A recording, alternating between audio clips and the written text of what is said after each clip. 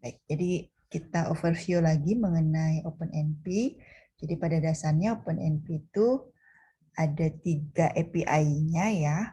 Yang pertama compiler directive, lalu runtime library routine, dan environment variable. Di sini masing-masing API itu ada sejumlah API untuk masing-masing kelompok komponen ini, dan nanti bisa digunakan untuk melakukan pemrograman paralel untuk share memory. Nah, tetapi memang dari sekian banyak ini kita pelajari sedikit demi sedikit. Yang penting itu kita harus bisa membayangkan seperti apa sebetulnya model shared memory itu. Nah, jadi prinsipnya compiler directive yang tadi digunakan, yang pertama adalah untuk melakukan spawning a parallel region. Jadi yang penting itu dipahami bahwa di pemrograman paralel share memory dengan OpenNP, kita ini akan melakukan spawning, jadi memecah gitu ya, yang tadinya sekuensial, lalu dia menjadi kode-kode yang berlangsung secara paralel. Itu istilahnya spawning ya, atau istilah modelingnya itu disebutnya fork. Jadi ada fork, kemudian nanti dia join kembali. Nah, ini namanya spawning a parallel region. Nah, Open Directive juga nanti akan membagi-bagi blok kode ya. Jadi kalau kita ingin mengaturkan mana aja yang paralel dan seperti apa sih kode-kodenya, kita bisa menggunakan compiler directive tadi. Kemudian kita bisa menggunakan loop ya. Kemudian kita bisa balikin lagi ke serialization section ya. Kemudian ada sinkronisasi of work among thread. Jadi bayangkanlah di pemrograman paralel dengan share memory ini kita akan bekerja dengan banyak pemroses.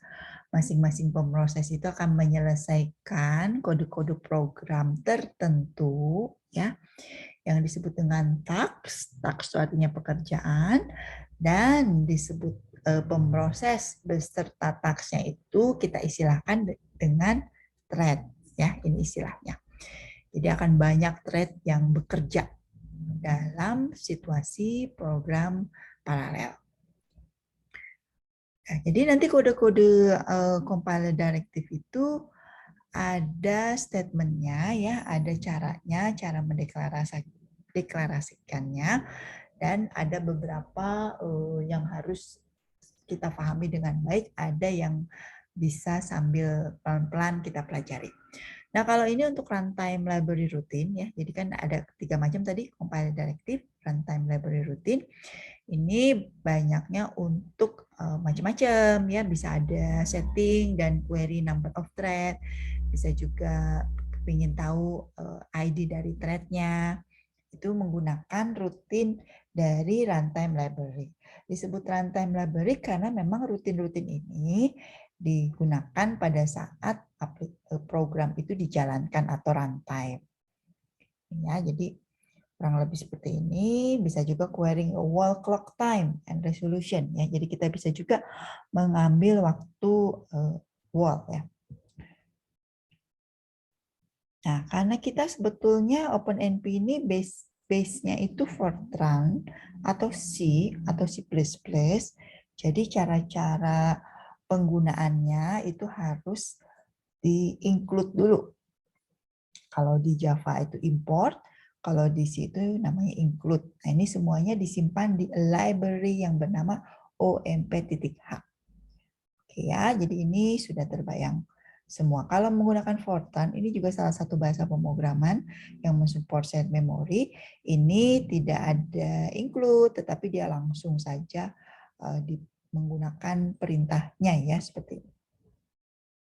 Tetapi karena kita menggunakan C atau nanti C++, maka kita fokusnya ke sini harus di-include dulu, kemudian nih perintahnya ya, omp get num thread. Nah, seperti ini. Jadi inilah yang disebut dengan rutin. Rutin itu seperti function ya, istilahnya kita sebut dengan routine. Itu function atau metode ya, kalau kita mendengar istilah metode. Dan di sini kita bisa lihat metodenya itu tanpa parameter karena dia void. Kemudian kita bisa lihat juga dia mengembalikan sebuah nilai bertipe integer. Gitu cara bacanya ya. Jadi karena disebut dengan runtime library routine. Ini salah satu contohnya aja. Ya kita tidak harus langsung hafal ya. Kita bisa melihat juga ke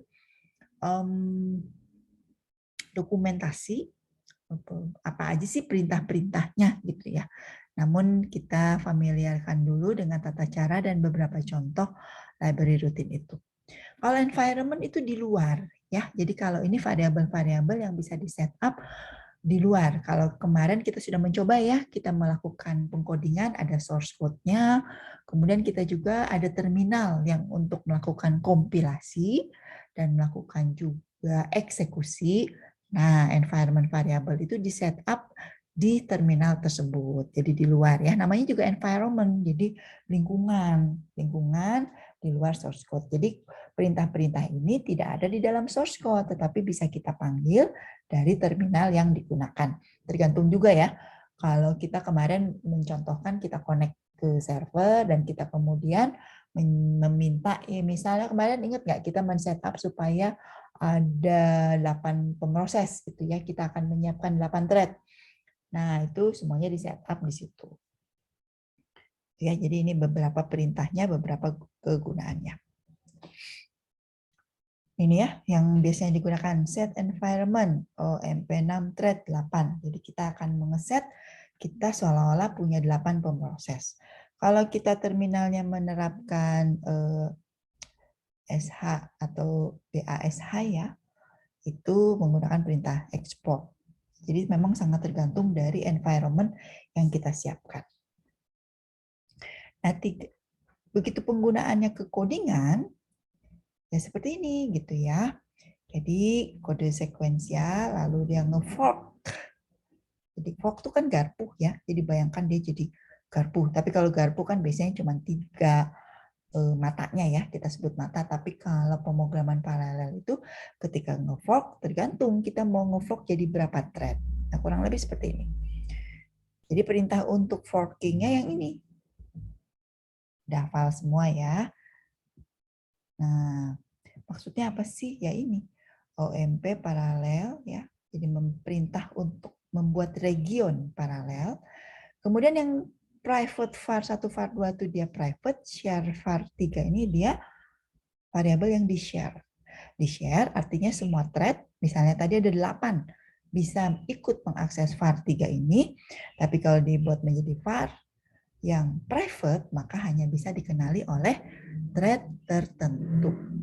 Jadi kalau ada perintah pragma OMP paralel, berarti kita menyiapkan paralel region sebanyak thread yang di setup, misalnya 8, dan di 8 thread tersebut masing-masing ada variabel lokal, yaitu var 1 dan var 2. Nah, di sini codingan-codingan terserah ya mau ngapain, nanti ada penutupnya, lalu di resume. Resume itu artinya dia kembali ke serial code. Istilahnya tuh di join ya, join kembali. Nah, ini perintah-perintah. Tentu saya tidak akan menanyakan satu persatu atau kita diminta menghafal satu persatu. Dicek aja ke dokumentasinya, akan banyak compiling OpenMP program. Kemudian ini sangat tergantung dari platform yang digunakan ya. Kalau kita kan menggunakan GCC karena memang platform kita GNU, basicnya Linux. Nah, kali ini kemarin memang kita siapkan server itu Linux ya. Jadi memang perintah-perintah kompilasi di terminal di server kita ini perintahnya GCC. Kemudian bagaimana menerapkan OpenNP-nya? Maka perintahnya adalah fopenp. Jadi jangan kaget kalau nanti pindah ya atau misalnya ingin berbeda platform, berarti perintahnya juga berbeda. Tapi kalau kita lihat di sini memang paling banyak tuh GNU ya kalau distribusi untuk compiler Linux. Nah, ini cerita tentang OpenNP Directive, aturan-aturannya ya, jangan sampai salah coding. dia case sensitif dan seterusnya. Nah, ini seperti ini ya. Perintahnya nih pragma OMP paralel default. Default itu variabel yang akan di-share-nya, kemudian private. Private-nya variabel yang ada di lokal. Jadi perintahnya relatif sama, yaitu dengan diawali dengan pragma OMP. Memang begitu ya perintahnya. Lalu di sini apa yang mau dilakukan ya? Jadi kalau valid OpenEMP directive ini yang harus kita cek ada perintah apa aja. Kemudian clause ya, clause ini opsional, boleh ada boleh enggak. Clause itu yang ini. Mana variabel yang di-share, mana variabel yang private, dan seterusnya. Ya. Kemudian required new line, jadi kalau ini sih kita menyiapkan structure block. Nah, ini kita bisa cek langsung ke kemarin sudah bisa semua kita melakukan pengkodingan untuk Hello World ini ya. Jadi yang merah ini adalah kode paralel. Kode paralel artinya dia akan dijalankan bersamaan sebanyak thread yang kita siapkan. Kalau kita menyiapkannya 4, bayangkanlah codingan ini dijalankan serentak 4 kali. Bukan 4 kali, oleh 4 pemroses barengan. Enggak 4 kali, barengan justru. Jadi itulah pemrograman paralel ya. Jadi di sini hanya hello world saja, tetapi di sini juga kita bisa menggunakan conditional if untuk mengecek atau untuk membuat sebuah thread itu memiliki kode yang khusus. Jadi kalau di sini dituliskan if the ID sama dengan 0, artinya codingan yang ada di dalam blok if ini hanya untuk si pemroses atau thread yang bernomor 0. Jadi caranya begitu, tidak apa ya, tidak rumit sebetulnya kita permainannya di perintah if. Nah, kalau ini tentunya ya contoh yang menggunakan terminal. Nah, sel eksekusinya karena number at thread-nya ada 4. Oke, sudah hafal semua tentang bagaimana model share memory programming tersebut. Nah, sekarang kita lanjut ya. Jadi untuk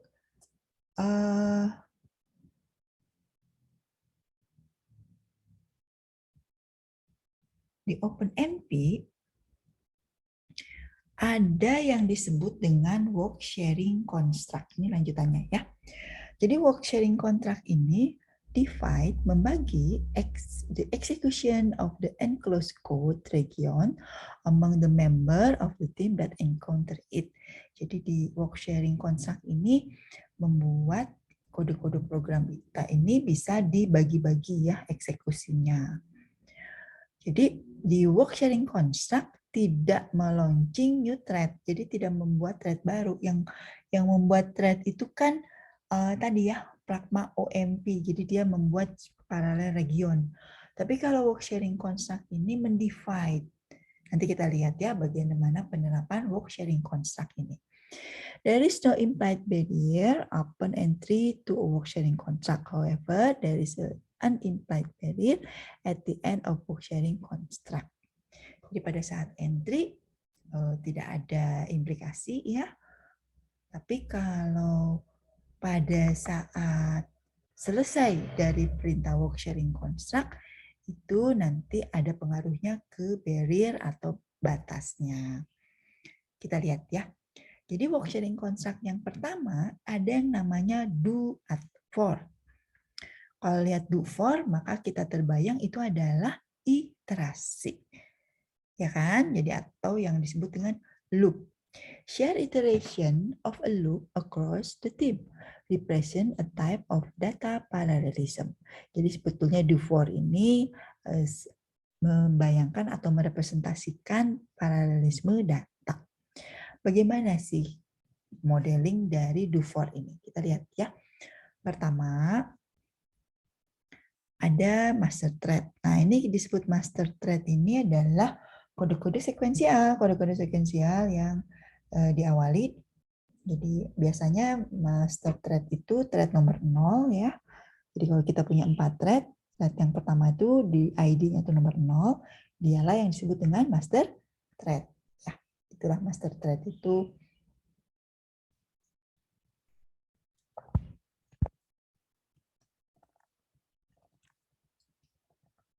Misalnya gini, ID 0. Kalau ada perintah fork ini kan berarti tadi menggunakan pragma tadi ya. Maka dia terjadilah paralel region. Jadi kode-kode yang di sini akan dijalankan secara paralel tergantung dari banyak thread-nya. Kemudian ada perintah do atau for loop. Nah, di sini kita akan melakukan work sharing construct tersebut. Jadi seolah-olah terbentuk paralelisme data yang kemudian nanti dengan adanya perintah untuk join kembali, gabung kembali semua pekerja-pekerjanya, semua thread-nya ke master thread.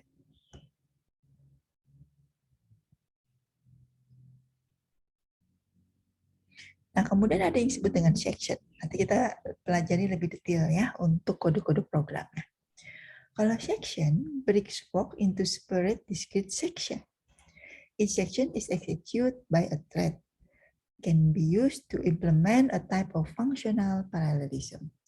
Jadi kalau perintah section ini membuat kode-kode program tadi dikelompok-kelompokkan ya, dibuat section-sectionnya, dan itu yang akan dijalankan oleh masing-masing thread.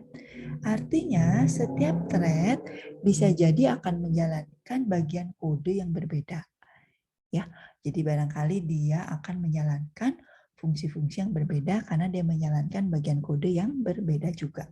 Itulah yang disebut dengan functional parallelism. Jadi kalau yang tadi do for itu data parallelism, kalau yang ini functional parallelism.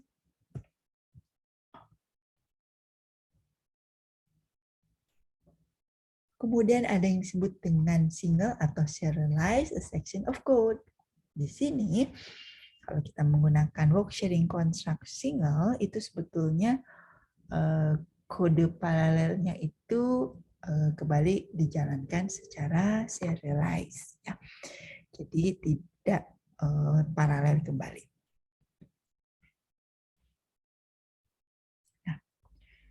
Batasan atau restriksi dari work sharing construct ini, a work sharing construct must be enclosed dynamically within a parallel region in order for the directive to execute in parallel. Ya, jadi sebetulnya si work sharing contract ini harus bisa dijalankannya dalam parallel region. Jadi kita buat dulu parallel regionnya, baru kita mengaturkan work sharing contract-nya. Ya. Nah ini work sharing contract ini in order for the directive to execute in parallel. Work sharing contract must be encountered by all member of a team or none at all. Jadi work sharing contract ini harusnya diketahui oleh seluruh tim, seluruh member dari tim. Ya, nanti tergantung kita menetapkan member dari tim tersebut. Successive work sharing contract must be encountered in the same order by all member of a team. Nah, kita lihat ya. Sekarang kita lihat satu-satu. Do atau for directive specify that the iteration of the loop immediately following it must be executed in parallel by the team. Jadi kalau ada perintah do, maka loop yang ada yang terjadi itu ya harus dijalankan secara paralel oleh tim yang diassign di dalam komputasi paralel ini. Yang disebut tim ini sebetulnya si thread-nya ya. Jadi kan thread itu ada 8. Sebetulnya kalau misalnya kita punya thread 8, bisa kita kelompokkan masing-masing thread itu tidak sendiri-sendiri, kita bisa bikin menjadi 4 tim. Berarti isinya masing-masing 2. Bisa jadi juga kita misalnya karena punya 8, kita buat menjadi 2 tim masing-masing 4. Sangat tergantung dari skenario bagaimana kita ingin melakukan work sharing tadi ya. This assume a parallel region has already been initiated, otherwise it execute in serial on a single processor. Jadi Perintah do kalau ada di dalam regionnya paralel, maka itu sebetulnya kita sedang menjalankan work sharing construct do for. Nah, formatnya seperti apa? Formatnya tentu kita pertama-tama harus ada pragma OMP dulu ya. Pragma OMP ini adalah perintah untuk membuat paralel region ya. Dan di sini kalau ada perintah for, artinya ini work sharing construct untuk for tersebut.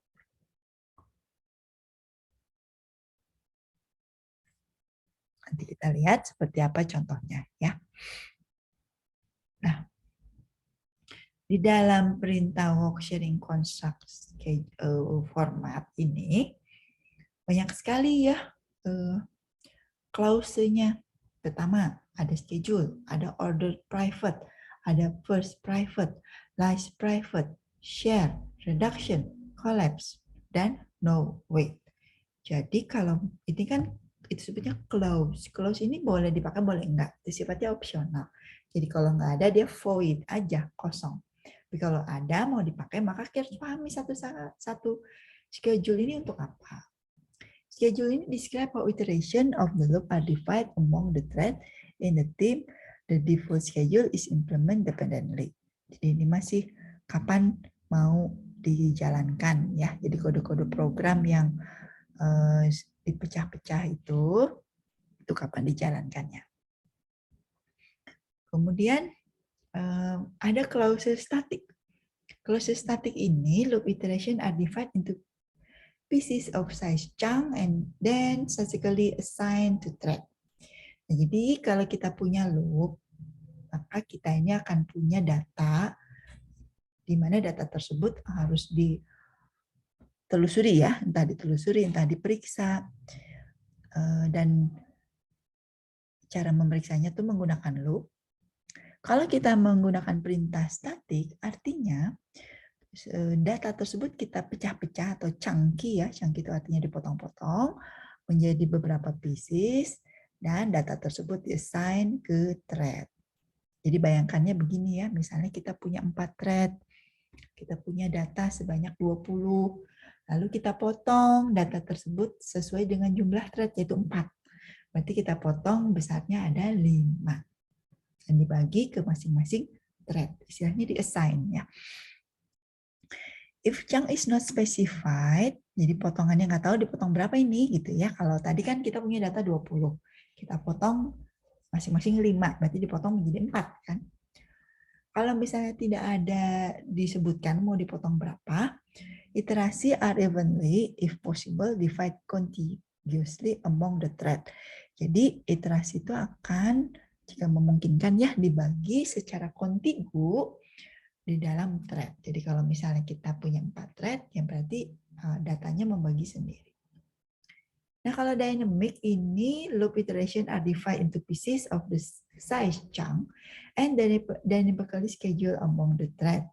When the thread finish one chunk, it's dynamically assigned another. Jadi kalau dynamic ini sama ya, dibagi menjadi size of chunk, tapi schedule-nya tergantung ya kita schedulekan gitu, thread mana yang sedang kosong. Kalau dia sudah finish, maka di-assign untuk dynamically lainnya ya. The default chunk adalah 1. Nah, perintah clause guided di dalam do for. Jadi iterasi itu secara dinamis di-assign ke thread block sesuai dengan thread request, then until no block remain to be assigned. Jadi guided ini secara otomatis mengassign ke thread ya jumlah blok yang di request. Nanti kalau ada sisanya maka akan di assign secara dynamic. Similar to dynamic, except that the block size decrease each time a parcel of work is given to a thread. Jadi kalau misalnya kita menyiapkan thread, nanti kita akan menyiapkan juga block size ya yang akan berkurang sesuai dengan waktu dari yang sudah diassign ke masing-masing thread tersebut. The size of the initial block is proportional to number of iteration, number of thread. Jadi kita mau berapa iterasinya, mau berapa kali. Nah itulah yang disebut dengan initial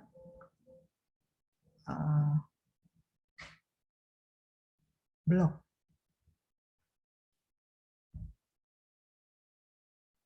Nah nanti kita lihat ya, supaya lebih terbayang seperti ini. Ini maksudnya. Kalau kita punya data ya sepanjang ini gitu ya. Lalu kita melihat bahwa kita memiliki 4 thread ya.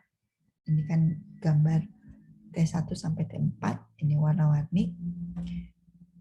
Kemudian kalau kita menggunakan perintah statik, artinya data yang sepanjang ini dibagi-bagi, di-assign ke masing-masing thread. Di sini dicontohkan ada 4 thread, maka datanya itu akan dibagi ke masing-masing 4 thread tersebut. Nah, ngebaginya seperti ini. Bagi dulu satu siklus, lalu siklus berikutnya dia ngebagi lagi.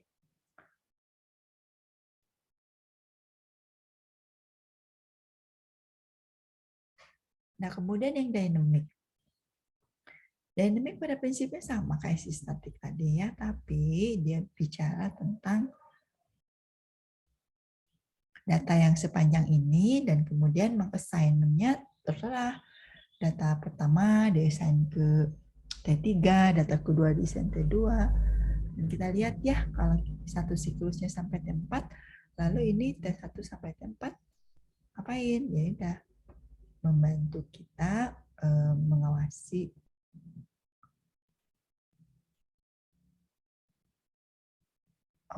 ya di sini kita lihat ya. Jadi T3, T2, T1, T4, T1 ya. Jadi tidak urut ya, kalau yang statik itu terurut rapih ya. Kalau ini dynamic, tergantung mana thread yang udah kosong.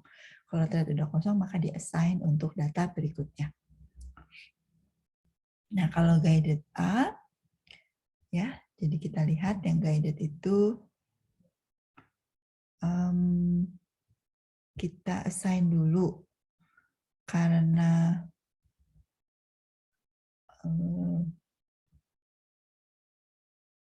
di sini ada kita assign dulu ke thread 4, thread 3, T1, T4, kemudian nanti data yang lebih kecil kita assign ke T1, T4, T3, T4 lagi, kemudian nanti bisa T2 ikut juga. Jadi guided itu seperti ini. Jadi assignment data mana dikerjakan oleh siapa, itu sifatnya dynamic. Jadi tergantung thread-nya ya, dia akan menjalankan secepat apa.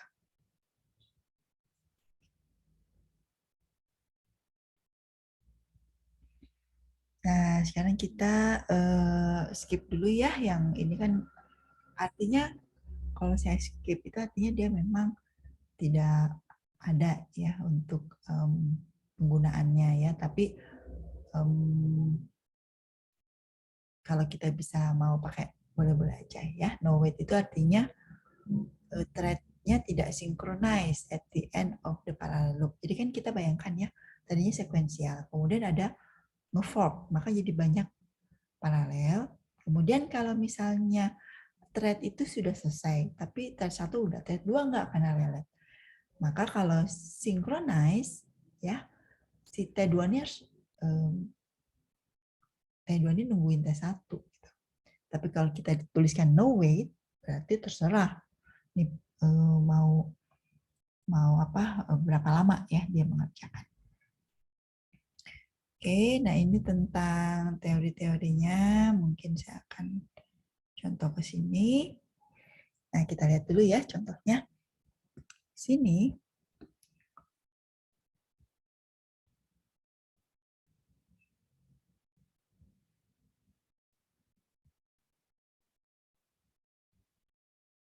kita bisa lihat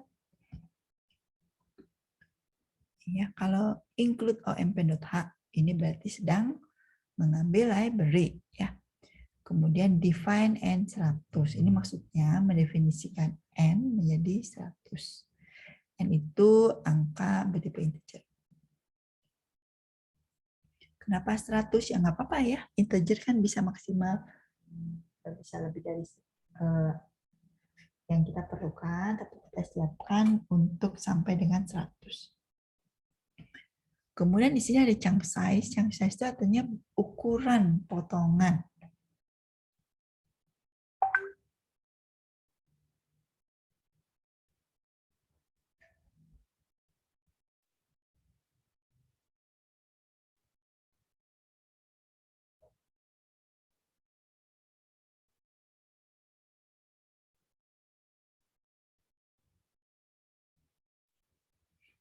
Nah, kita akan codingkan. Kalau codingannya ya, kalau sudah kebayang ini yang dua ini adalah apa? Deklarasi sih ya. Yang atas tuh yang harus ada include. Lalu berikutnya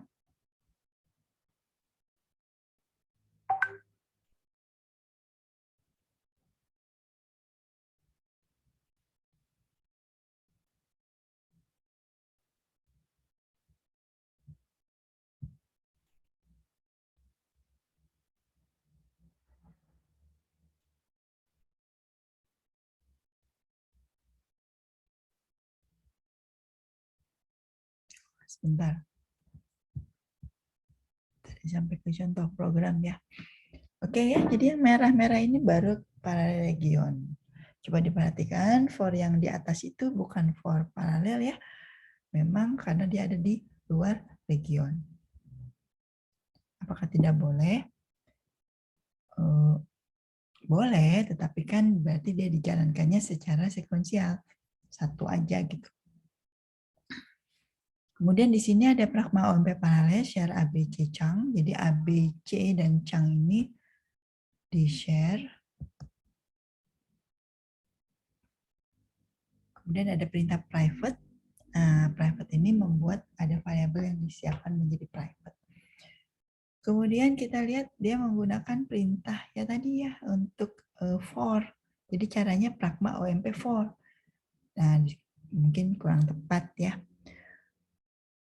For schedule, schedule-nya kapan dilakukan secara dynamic, chunk-nya berapa besar, itu besarannya 100, kemudian perintahnya no wait. Ya. Jadi for i sama dengan 0, i lebih kecil n, dan i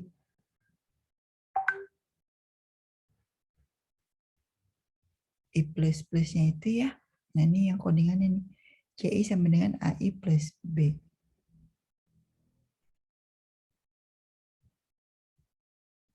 Mudah-mudahan sudah ada yang pernah mengkodingkan ini, supaya kita bisa mencoba si OMP paralel ini.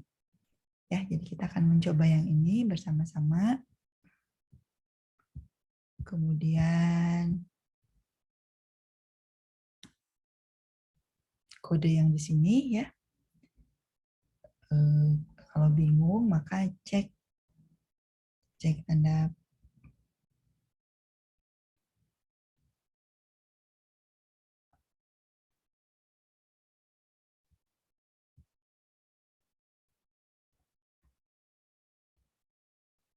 ini juga ya. Tapi ini kode-kodenya para regionnya tidak dikuningkan ya, dengan asumsi udah cukup paham dari contoh yang sebelumnya.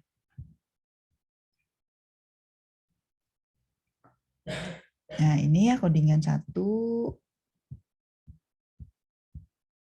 2, ini untuk section directive example.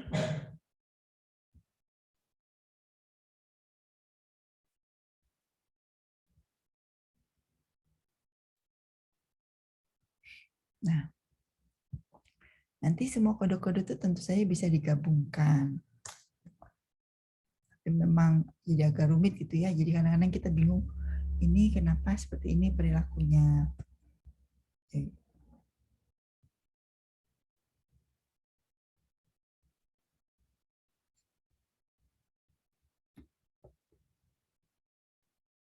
Nah, kita coba dulu ya. Kalau ini sih cerita mulai masuk ke taks ya. Ke taks ini yang seperti ini. Oke. Nah, jadi sekarang kita kalau codingan yang mau dicoba yang ini. Barangkali sudah ada yang mencoba.